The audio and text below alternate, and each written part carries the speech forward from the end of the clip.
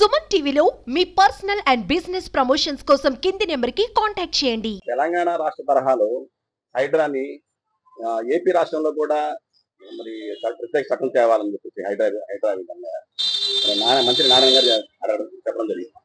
దాని మీద మీ అభిప్రాయం? నా పేరు దిబెల శ్రీనివాసరావు, పల్నాడు జిల్లా సత్తెనపల్లి పట్టణం నుంచి మాట్లాడుతూ ఉన్నాం. హైడ్రా చట్టం వల్ల తెలంగాణలో కొన్ని సంవత్సరాల నుంచి, ఒక 70-80 సంవత్సరాల నుంచి అనేక రకాలైనటువంటి చెరువులు ఆక్రమణకు గురై ఇప్పుడు ఈ ప్రత్యేక చట్టం ద్వారా మరి వాటన్నిటిని అక్రమ నిర్మాణాలన్నిటి తొలగించి యథావిధిగా గతంలో ఏ విధంగా అయితే చెరువులుగా ఉన్నాయో వాటి రూపం తీసుకొచ్చే దాంట్లో ఉంటున్నారు. దానివల్ల ఈ ఆక్రమణ వల్ల అక్కడ అనేక రకాలుగా ముంపుకు గురై ప్రజలు తీవ్ర ఇబ్బందులు పడుతున్నారు.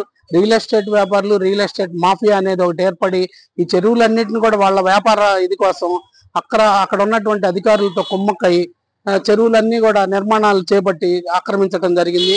అదేవిధంగా ఆంధ్రప్రదేశ్లో కూడా అనేక ప్రాంతాల్లో చెరువులు, వాగులు, వంకలు సైతం కూడా మామూలుగా ఆక్రమణకు గురై అనేక రకాలుగా చూస్తున్నాం. చిన్న వర్షాలు వచ్చినా కానీ మొన్న విజయవాడలో ముంపు ప్రాంతంగా అవటం కానీ, అట్లానే గతంలో విశాఖపట్నంలో కానీ ఇవన్నీ కూడా ఇలాంటి చెరువులు కానీ పల్లెటూరులో ఉన్నటువంటి వాగులు, వంకలు కూడా ఆక్రమణకు గురవటం వల్ల వర్షాలు పడ్డప్పుడు అక్కడేమో చిన్న చిన్న వర్షాలకు కూడా పొలాలు మునిగిపోయి పంట నీట మునిగే పరిస్థితి, పట్టణాల్లోనేమో మరి అనేక ప్రాంతాలు కూడా ముంపుకు గురై ప్రాణ నష్టం, ఆస్తి నష్టం జరుగుతుంది. కాబట్టి ఆంధ్రప్రదేశ్లో కూడా ఖచ్చితంగా హైడ్రా లాంటి కఠినమైన చట్టాలు అమలు జరిగి వాటికి మామూలుగా ఇక్కడ ఉన్నటువంటి ఆక్రమణకు గురైనటువంటి చెరువులు కానీ ఇతర స్థలాలన్నింటినీ కూడా తిరిగి పునరుద్ధరించి మళ్ళీ అదే చెరువులుగా రూపాంతరం చెందించాల్సినటువంటి ఆవశ్యకత ఎంతైనా ఉందని మేము తెలియజేస్తా ఉన్నాం. నా పేరు గొల్లపల్లి రాము.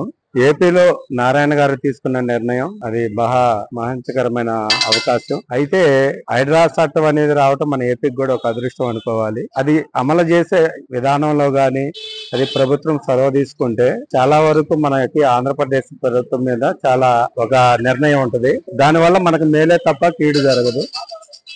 కొన్ని ఆక్రమణలో చెరువులు గాని, కాలువలు గాని, భూ కబ్జాదారులు అనేకులు ఉండి పెద్దల వాళ్ళే ఈ యొక్క చెరువులను ఆక్రమణలో చేసుకొని కొంతమందికి నష్టమయ్యే పరిస్థితి జరుగుతుంది. కాబట్టి ఈ హైడ్రా చట్టం తీసుకురావడం వల్ల మన ఆంధ్రప్రదేశ్ కు మేలే తప్ప గాని కీడు జరగదు. మనకి ఆంధ్ర రాష్ట్రంలో హైడ్రా లాంటి చట్టం అవసరం లేదని నా అభిప్రాయం. ఎందుకంటే ఇది మనకి ఆంధ్ర రాష్ట్రంలో అంత డెవలప్డ్ సిటీస్ ఇక్కడ లేవు. హైదరాబాద్ లో అక్కడికి ఇక్కడ కంపారిజన్ చేద్దాం. హైదరాబాద్ లో వచ్చేసరికి దాదాపు చెరువులకు సంబంధించిన ఎక్కువ స్థలాల్ని కబ్జా చేసిన వాళ్ళందరూ కూడా పెద్ద వాళ్ళు, బడా నేతలు, వాళ్ళందరూ కూడా దాన్ని ఒక వ్యాపారంగా చేసి ఆకాశ హార్మ్యాలు కట్టారు. దాన్ని అట్లా కట్టడం వలన నీకు అక్కడ చెరువులన్నింటి స్థలాలను ఆక్రమించడం వలన అక్కడ చెరువుల్లో ఉండాల్సిన కెపాసిటీకి సంబంధించిన నీళ్లు బయట పబ్లిక్ లోకి రావటం, ఆ రోడ్లన్నీ మునిగిపోవటం, దానివల్ల ప్రజలందరూ ఇబ్బందులు పడటం అనేది జరుగుతుంది. అయితే ఆంధ్ర రాష్ట్రానికి వచ్చేసరికి అటువంటి పెద్ద సిటీస్ లేవు. ఇక్కడ ఉందల్లా కూడా చాలా జిల్లా హెడ్ క్వార్టర్స్, చిన్న టౌన్స్,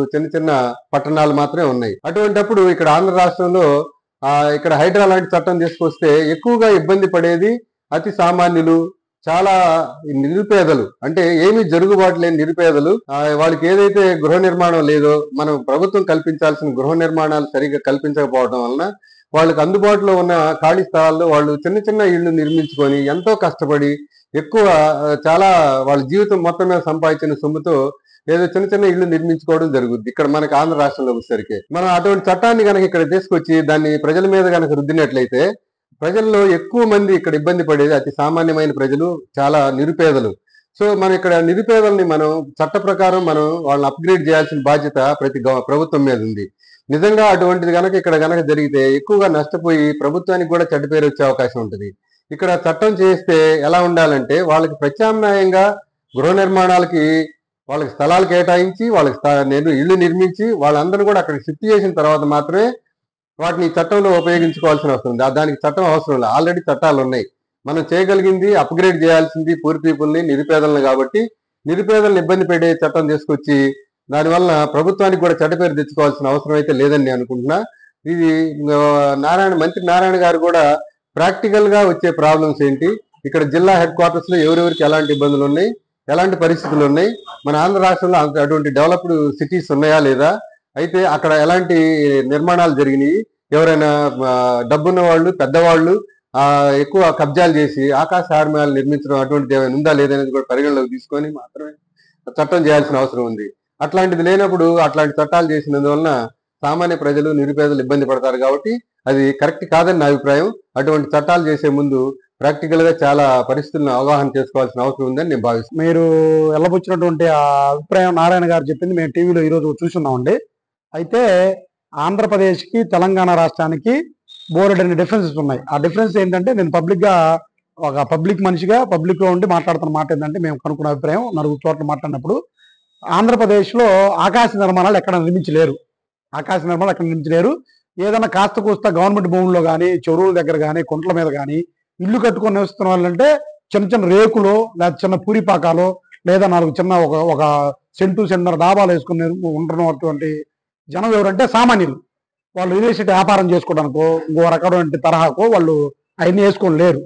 అందులోనూ తెలంగాణ రాష్ట్రం తీసుకునేటప్పటికి అప్పట్లోనే బాగా చెరువులు, కుంటలు, వాళ్ళకి తాగునీటి వసతి లేక చెరువులు, కుంటలు ఎక్కువ నిర్మించి వాటి ద్వారా నీరు సరఫరా చేసుకొని వాళ్ళ బ్రతుకు తెరువు కోసం ఏర్పాటు చేసుకున్నారు. వాటి ద్వారానే నీళ్లు పారేవి.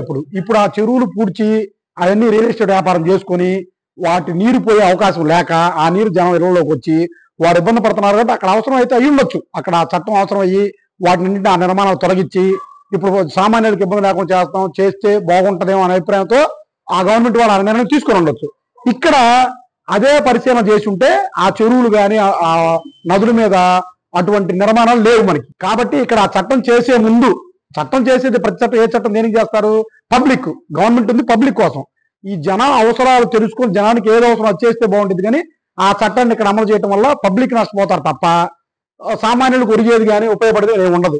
ఇంకా గవర్నమెంట్ చేయదలుచుకుంటే ఇప్పుడు మన రాజధాని ఏర్పాటు చేసి అంతో ఎంతో పెట్టుబడి పెట్టి రోడ్ల నిర్మాణం చేసుకున్నారు. కాబట్టి కొండవీడు వాగానే జనంలో ఉన్న టాకు కొండవీడు వాగానే బాగా ఇబ్బంది పడుతుంది. ఆ వాగును పూడ్చారు చాలా మంది. అక్కడ అటువంటి పరిసరాల్లో ప్రత్యేకమైన స్థలాల్లో రాష్ట్రం మొత్తానికి ఒకే చట్టం కాకుండా ఎక్కడైతే అవసరమైందో అవసరమైన చోట దానికి సంబంధించిన చట్టం చేసుకొని అక్రమణను తొలగిస్తే బాగుంటుంది. కానీ ఆ హైడ్రా లాంటి చట్టాన్ని ఇక్కడ తేవడం వల్ల ఉపయోగం లేదని నా అభిప్రాయం. నేను నలుగురితో మాట్లాడినప్పుడు తెలిసినటువంటి విషయం.